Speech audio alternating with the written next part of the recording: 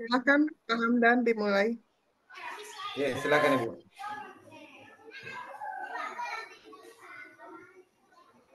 Warahmatullahi wabarakatuh. Waalaikumsalam warahmatullahi wabarakatuh. warahmatullahi wabarakatuh. Bismillah wa ala alihi wa sahbihi wa mawala la hawla wa la quwata illa billah. Subhanaka la ilma lana illa ma 'allamtana innaka antal alimul hakim. Ya Rabbi shrah li sadri wa yassir li amri. Wahlul 'uqdatam min lisani yafqahu qawli ma ba'du. Yang terhormat Ibu Dr. MDS MA selaku dosen pembimbing untuk PPG batch 2 PAI 15 yang saya hormati Korlas Bapak Rusmin dan juga Bapak Ibu teman-teman peserta PPG batch 2 Wincari Meteorologi Jakarta tahun 2024 yang berbahagia. Pertama salam kenal Bu Iin, Bu Dokter. Kita baru bisa jumpa walaupun via Zoom ya Bu. Ya Pak. Alhamdulillah dengan izin Allah pada pagi hari ini walaupun saya yakin ya Bu dosen juga sedang punya kesibukan termasuk saya hari ini sedang ada di sekolah, jadi kalau suara bising di kelas kebetulan saya lagi di ruang ini ruang sekolah. Jadi ya mohon maaf kalau memang nanti kurang nyaman dan sebagainya. Yang pertama sama-sama kita panjatkan rasa syukur kita kepada Allah Subhanahu wa taala dengan izin Allah, dengan perkenan Allah, qudratullah. Hari ini kita dipertemukan di dengan wasilahnya PPG, walaupun kita jauh di sana, saya di Pamulang, sedangkan teman-teman yang peserta PPG di Kepulauan Selayar, Sulawesi, walaupun kita berjauhan, namun dekat di hati, gitu ya. Saya lihat senyumnya senyum bahagia semua pagi hari ini. Karena kemarin udah nyoblos, udah menang kali ya. Yang kedua, pagi hari ini cerah karena memang ya kita dengan izin Allah bisa silaturahmi. Jangan lupa salawat serta salam selalu tercurahkan kepada Nabi Muhammad Shallallahu Alaihi Wasallam. Terlebih dahulu pada teman-teman untuk Bu dosen perkenalkan, ini nama saya Hamdan. Saya bertugas di MTS Sadatul Mahabah di wilayah Pamulang, Kota Tangerang Selatan. Saya sebagai PNS dan alhamdulillah mengajar belum lama, baru dari tahun 88. Jadi masih baru. Ya. Belum lama. Mudah-mudahan kemudian bulan kemarin saya sudah silaturahmi juga dengan teman-teman Pak Rusmin beserta teman-teman, dan hari ini adalah untuk kali kedua kita bisa jumpa walaupun via Zoom. Pada kesempatan ini terima kasih kepada Bu dosen, saya sudah diberi kesempatan waktu untuk mengawali kegiatan ini dan insya Allah kita manfaatkan sebaik-baiknya karena memang ya dunia sekarang, dunia teknologi, apapun yang tidak mungkin jadi mungkin. Kalau yang dulu mungkin kalau saya pernah ke Kasar itu jauh, begitu jauh harus naik pesawat ke 2 jam, terus dari bandara juga jauh. Sekarang hanya dengan sekejap mata kita bisa saling bertatap muka melalui Zoom. Mudah-mudahan internetnya paketnya semuanya bagus-bagus, jadi nggak ada yang lola. Ya.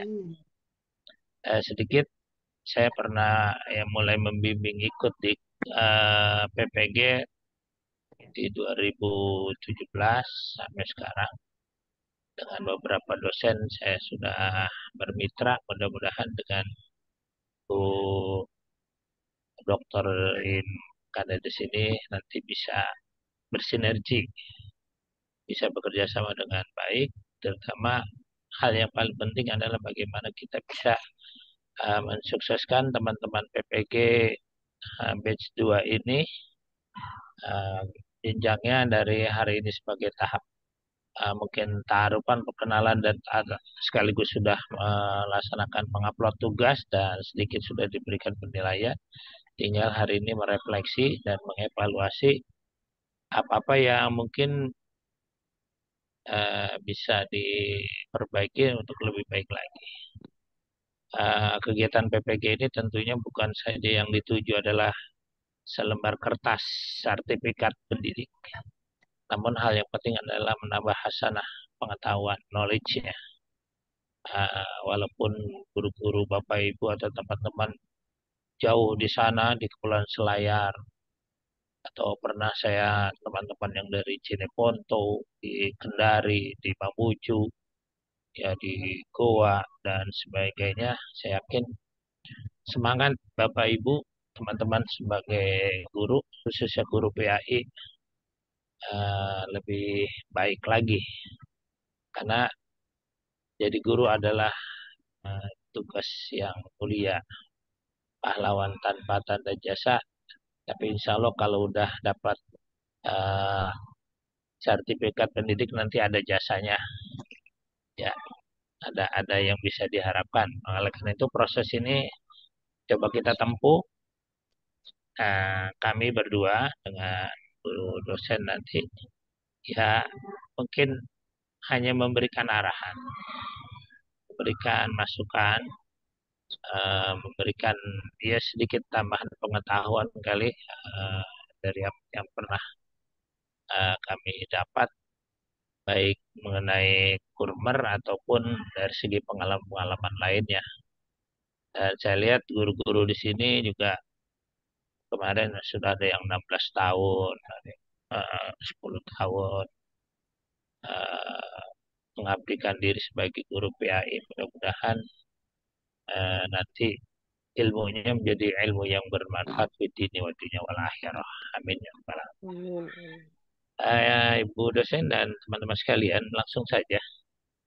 Jadi pada kesempatan ini saya melihat di LMS beberapa guru atau teman yang mengupload tugas atau LK1 dari pembelajaran pertama. Tugas pertama ini mengenai CP, TP, dan ATP. Tentunya memang ini menjadi hal yang jadi baru, jadi asing juga. Dulu kita berjibaku di 2013, saya pertama kali mengawali kenal dengan kurikulum 13 di Makassar. Terus saya berkeliling ke beberapa wilayah, baik di Kalimantan, Sulawesi, Sumatera, dan Pulau Jawa.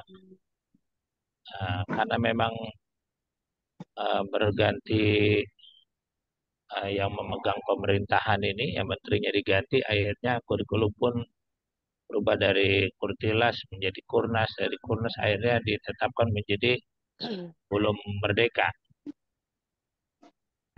Terkadang memang kita masih rancu, masih saja waktu zamannya Kurtilas, teman-teman ada yang masih menggunakan kurikulum yang lalu dengan SKKD, harusnya KIKD. Sekarang udah meningkat kepada Kurmer, kita harus melupakan KIKD, harusnya masuk kepada CP, CP, TP, dan ATP. Oleh karena itu sekarang bagaimana kita mau pakai ini, dan mungkin ya setelah pemerintahan yang kabinet merah putih ini pun menterinya sudah diganti, ya dengan mungkin deep learningnya itu ya apakah masih sama dengan Kurmer ataupun ada satu pembaruan, ya itu kita lihat aja nanti. Tapi kita sekarang berfokus tetap kepada program yang dijalankan, yang dilaksanakan oleh WIN Jakarta melalui program PG ini, ya yang kita laksanakan dengan kurikulum merdeka. Nah, teman-teman sekalian, saya mengevaluasi beberapa ini ya tugas ya dari teman, kalau nggak salah ada 19, dan itu pun sudah saya berikan penilaian berdasarkan pengamatan saya, dan alhamdulillah saya sudah beberapa kali mengikuti workshop pelatihan kurikulum merdeka. Jadi mungkin belum banyak, mungkin hanya baru sedikit. Seandainya pun ada yang kurang pas atau kurang berkenan, nanti bisa kita diskusikan atau kita bicarakan juga dengan dosen. Yang pertama yang saya perhatikan itu di yang tugas pertama yang paling depan itu analisis SWOT ya, tentang kurikulum operasional standar pendidikan. Ada yang menyatakan dengan KOSP, ada dengan OS-nya dan segala macam ya. Kalau di madrasah dengan kurikulum operasional madrasah dan segala macam itu apa nama ya, tapi mungkin punya kesamaan. Yang pertama di analisis SWOT di strong ya, dengan kekuatan itu ada yang memang sudah bagus, sudah benar. Bicara tentang kekuatan yang dimiliki oleh satu lembaga pendidikan baik jenjang SD, SMP ataupun SMA, karena kita di sini kebanyakan dari SD, baik SD negeri ataupun SD swasta, dan juga SMP, kalau nggak salah ada 2 orang guru dari SMP. Mungkin kalau ke analisis SWOT itu tetap sama. Di kekuatannya ada yang menggambarkan, menjabarkan dengan benar, tapi ada juga yang hanya narasi aja. Tapi sebenarnya yang dituju, yang mungkin nanti perlu direvisi, kekuatan yang ada yang dimiliki oleh sekolah teman-teman baik di SMP itu apa? Itu yang menjadi satu kekuatan sekolah itu. Banyak kan letak sekolah, gedungnya gedung milik sendiri. Karena ada yang di wilayah di Tangerang Selatan juga ada yang sekolah itu mungkin yang menginduk atau menumpang bergantian dengan sekolah lain ada. Mudah-mudahan kalau di daerah-daerah seperti di Sulawesi ini yang pernah saya kunjungi itu rata-rata di sana itu ya halamannya begitu luas, lapangannya punya lapangan luas, punya uh, sekolah yang luas juga, yang udah permanen. Itu yang pernah saya kunjungi di Sulawesi itu luar biasa. Bahkan untuk uh, penghijauan dan segala macam akan belum terkontaminasi dengan hal-hal lain yang beda dengan mungkin di wilayah Pulau Jawa, khususnya di Kota Tangerang Selatan itu lahan sudah sempit. Untuk sarana olahraga pun kita harus numpang. Nah, itu salah satu bentuk kekuatan yang mungkin bisa harus kita tampilkan. Yang selanjutnya tentang kelemahan. Nah, kelemahan ini menjadi satu gambaran apa sih yang menjadi kendala di lembaga kita, di sekolah kita. Ya mungkin sarana gedungnya yang sudah lama, sejak dibangun sampai sekarang, sudah berpuluh-puluh tahun, sudah mulai banyak yang rusak, perlu direhab, terus MCK-nya, sarana kebersihannya, dan segala macam. Nah itu digambarkan aja secara detail, ya kelemahannya. Terus hal yang lain lagi ya, tadi saya lupa, mohon maaf, mengenai SDM, sumber daya manusianya, tenaga pendidik dan kependidikan.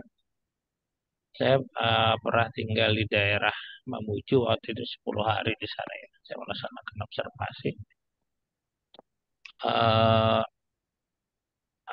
Antusias untuk belajar di wilayah di Sulawesi itu begitu tinggi. Mereka walaupun harus berangkat kuliah ke Kota Makassar, berangkat pada maghrib hari Jumat, malam Sabtu, hari Sabtu harus kuliah, hari Minggu baru pulang, besok ya udah kerja lagi.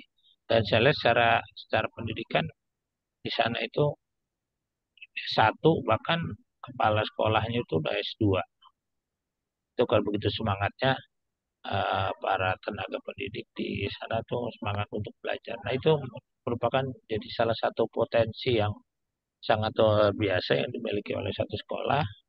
Secara kualifikasi pendidikan itu pun menentukan. Karena kalau yang sekarang seorang guru basic ya dari SMK atau SMA yang notabene sekarang itu zamannya sudah canggih. Kalau zaman dahulu mungkin waktu saya masih SD sekitar tahun 77 itu ya sekolah itu dengan seadanya pun bisa tulis dengan kapur, menulis sebanyak-banyaknya. Kalau zaman sekarang ini zaman yang sudah canggih, semuanya berbasis IT. Bahkan anak murid kita pun sekarang itu udah lebih pintar daripada gurunya, menggunakan gadget atau handphonenya pun lebih bagus-bagus. Makanya kita sebagai tenaga pendidik harus mempunyai pengetahuan yang lebih, skillnya, punya kemampuan yang lebih bagus lagi. Itu dari segi kekuatan. Terus dan hal lainnya ya tapi ada beberapa guru yang memang sudah sesuai dengan analisis SWOT yang diharapkan. Yang kedua, lihat kepada visi misi. Ya, di visi misi ada, saya lupa nih catatannya ya, mohon maaf ketinggalan di meja kerja saya dulu. Ada visi misi, ada yang membuat beberapa visi misi, kalau nggak salah berapa poin gitu. Nah, cuma kan nanti efeknya mana yang visi yang harus mau dijalani gitu. Kita tentukan satu. Biasanya kalau visi misi itu diawali dengan kata terbentuknya, terwujudnya, eh, terlaksananya gitu ya. Jadi ada penekanan kata bahwa eh, visi gambaran ke depan sekolah yang akan kita eh, buat nanti adalah dengan program kita adalah apa. Ya, jadi cukup satu aja, tapi mencakup secara keseluruhan yang secara global. Nanti dari visi misi itu dijabarkan lagi dengan isinya.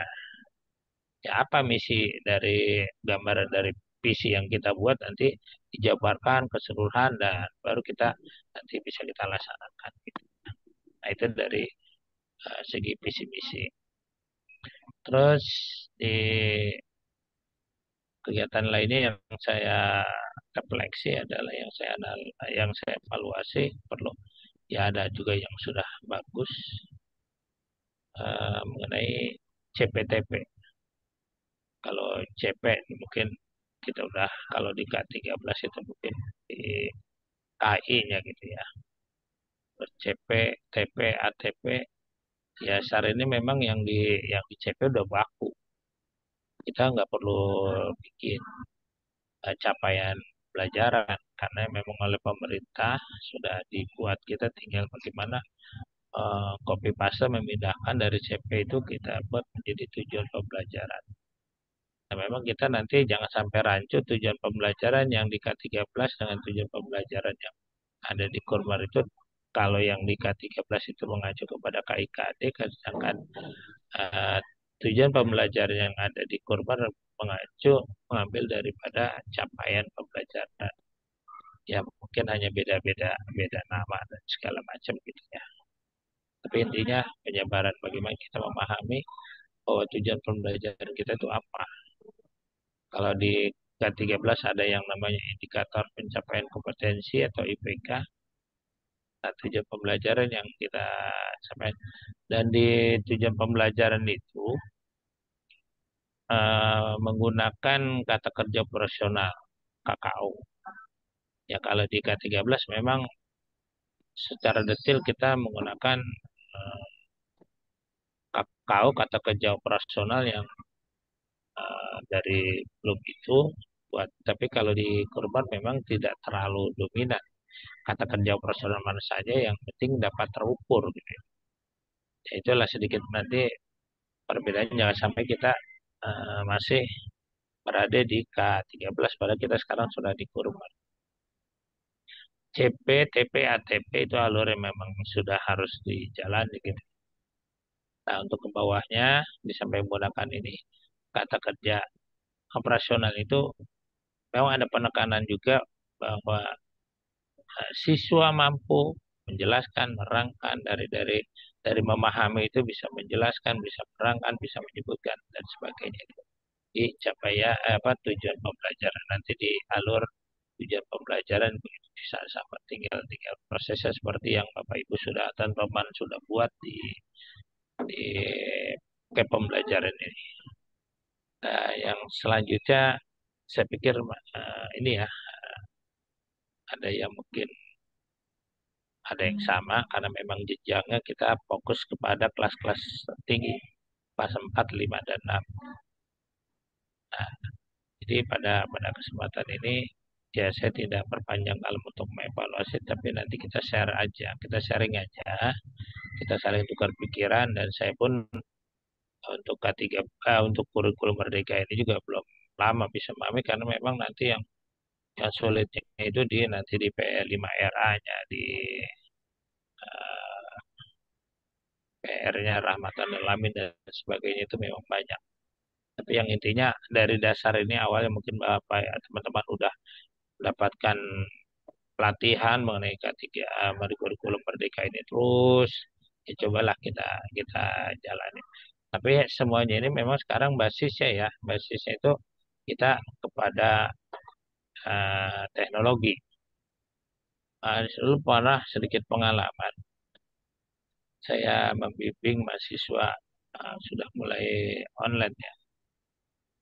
Di daerah masih di wilayah Sulawesi juga. Itu seorang guru memang tidak mengerti sama sekali tentang IT. Akhirnya tugas-tugasnya itu semuanya ditulis. Ya, dia sedikit pun nggak ngerti tentang IT, pokoknya semuanya ditulis, bikin RPP semuanya ditulis. Itu masih bagus RPP-nya masih RPP K13 yang hanya beberapa halaman. Coba sekarang modul ajar yang di Kurmar itu berapa puluh halaman kalau kita sampaikan baru ambil dari satu modul ajar aja ya. Dari elemen apa yang mungkin dari ilmu kalau yang dia pelajaran kalau ini ada yang tentang Al-Quran, hadis dan segala macam. Banyak gitu. Maka itu ya mudah-mudahan saya berharap teman-teman yang di Kepulauan Selayar, terutama guru-guru yang saya lihat sangat berpotensi sekali untuk maju, guru-guru yang masih muda-muda, yang baru lulus S1, yang secara ini sudah bergelut dengan setiap harinya dengan teknologi. Beda dengan saya kuliah di tahun 89 itu belum ada komputer, baru ada mesin tik yang manual. Proses ketika mau selesai baru ada komputer itu pun yang masih CPU itu yang masih jadul, masih pakai pakai disket, pakai dengan flash disk. Kalau flash disk itu udah ke sini. Nah sekarang itu lebih canggih lagi, makanya saya berharap guru-guru yang sekarang itu, para tenaga pengajar sekarang itu harus punya potensi yang lebih baik dibandingkan dengan saya atau guru-guru yang dahulu ya. Terutama kayak Pak Rusmin, ya paling Pak Rusmin umurnya baru 17 kan sekarang ya. Ya bukan gitu Pak Rusmin ya. Ya mungkin itu. Ibu-ibu yang lain juga sama masih banyak punya potensi untuk bisa lebih maju lagi. Sementara dari saya itu aja dulu ya. Yang saya sampaikan sedikit ininya materi. Dan untuk LK2 atau untuk pembahasan LK2 nanti mungkin kita masuk kepada kalau nggak salah tentang masih pembelajaran juga ya. Saya lupa tadi. Ya Bu dosen, sementara itu yang saya sampaikan mungkin bisa diberikan tambahan lagi atau masukan atau ada dari teman-teman. Silakan saya kembalikan ke Pak Rusmin. Silakan. Ya, ya, makasih Pak atas penyampaian yang diberikan arahan kepada kami. Eh, yang ini ada sedikit hal yang ingin saya sampaikan Pak, karena tadi disampaikan bahwasanya yang baru masukkan tuas baru 19 orang. Permohonan Ya, maaf dari salah satu teman kami, katanya baru mau kirim hari ini. Karena kebetulan Pak kemarin dia dipanggil BPK, ada panggilannya dari BPK, jadi belum sempat menyelesaikan. oh, Ya, tapi hari ini ya, diusahakan sip, sip. sudah dikirim. Ya, Ya, ditunggu. iya Pak. Permohonan maaf ini Pak. Selanjutnya kami serahkan kepada Ibu dosen Iin Gendedes MA untuk menyampaikan arahannya pada pagi hari ini. Ya, terima kasih Pak Rusmin yang saya hormati Pak Hamdan. Eh, kita sudah mendapat pencerahan dari Pak Hamdan pagi ini. Luar biasa, Pak Hamdan ternyata sudah sangat senior ya Pak Hamdan. Kuliah tahun berapa tadi? 89 ya? Ya, boleh Mas Billy. Kuliah 89, saya baru masuk kuliah 99 Pak. Beda 10 tahun angkatannya. Jadi saya di sini juga sambil belajar dengan Pak Hamdan ya. Kita semua saling belajar. Em, Mungkin kalau menurut saya kita langsung ke ini aja ya Pak, apa yang dihadapi oleh mahasiswa, kendalanya untuk Ya, LK1 saja gitu. ya, Terutama silakan. saya mencermati yang tingkat plagiarisme ya Bapak Ibu. Sebetulnya kan toleransi dari PPG itu plagiarisme atau tingkat kemiripannya itu 25% gitu. Nah, kalau di di di LK1 saya lihat ada dua yang lebih dari 25%, tapi juga sudah menghubungi saya karena ada beberapa kendala katanya ya, Bu Siti Mariam Iya, Bu. dengan Bu siapa tadi? Bu Rohani ya yang lebih dari 25%. Mungkin teman-teman yang lain, yang mahasiswa yang lain bisa memberi masukan, share screen gitu, bagaimana tipsnya supaya mengurangi tingkat plagiarismenya. Oh ya Bu, siap nanti Eh, sebentar eh, disampaikan. ya Pak Rusmin nanti bisa apa namanya bisa sambil share screen juga nggak apa-apa Pak Rusmin. Kalau untuk masukan terkait LK1, saya sudah eh, membaca beberapa tugas dari Bapak Ibu. Ya itu seperti yang disampaikan Pak Hamdan tadi memang ada yang setiap masing-masing sekolah kan ada perbedaannya ya.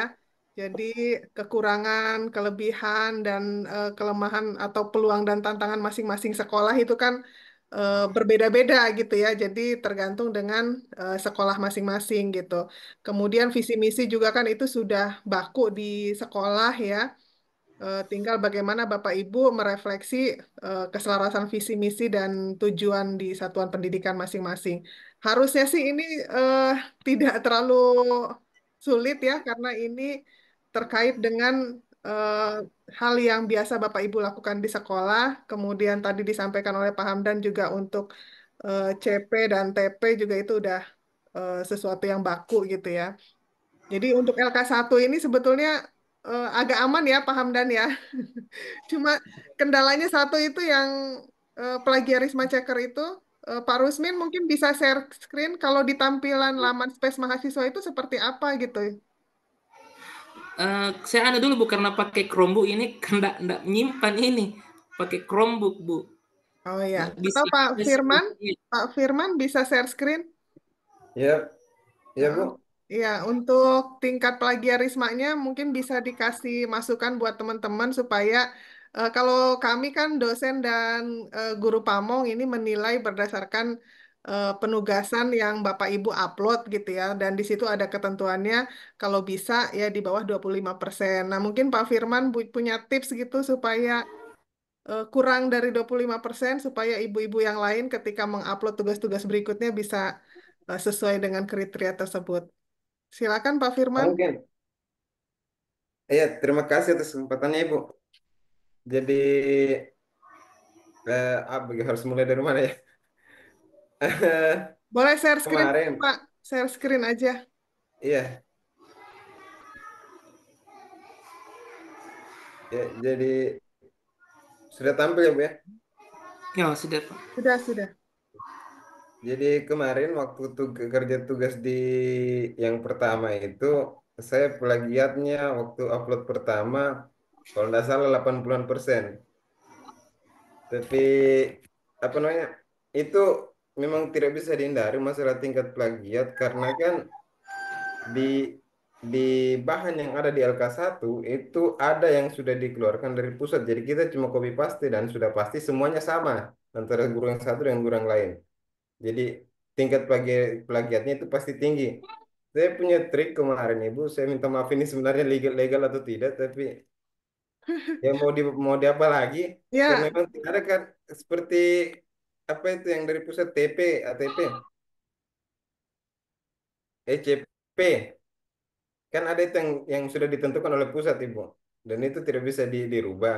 Saya ya. punya trik kemarin, saya rubah YP itu yang tidak bisa dirubah. DP, Ibu ya.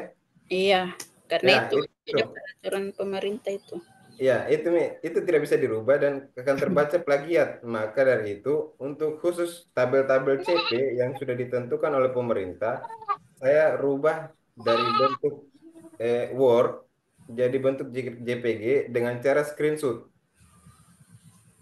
Kalau di screenshot, dia tidak bisa terbaca lagi plagiatnya karena itu berupa gambar, Mi. Kalau setahu saya, Bu. Nah, kemudian itu tips pertama untuk yang memang tidak bisa dirubah yang sudah ketentuan pemerintah, ya dikasih jadi bentuk gambar. Terus tips kedua, merubah eh, kata-kata dengan sinonimnya. Contoh peserta didik jadi murid atau eh, bagaimana di adalah jadi ialah. Itu kan merubah semua kata, artinya tetap sama, cuma katanya dirubah.